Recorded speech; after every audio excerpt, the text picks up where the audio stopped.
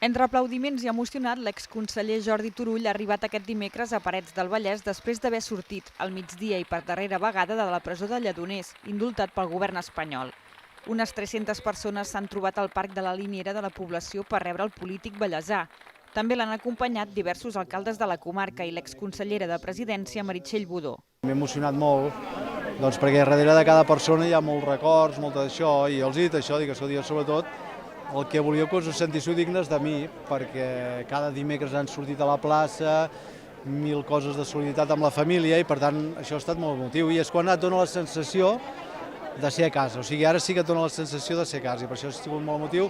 Tal com ja va dir a la sortida de la presó, Turull ha recordat que el seu compromís polític no és ni parcial, ni reversible, ni condicionat. El vallesà, a més, ha afegit que la seva alegria no és completa, perquè la repressió continua.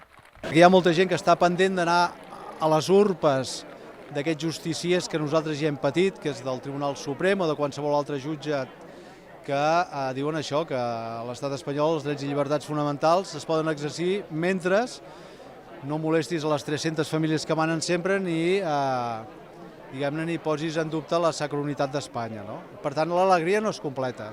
Jordi Turull ha estat 1.220 dies a la presó per haver organitzat el referèndum de l'1 d'octubre i per la declaració unilateral d'independència.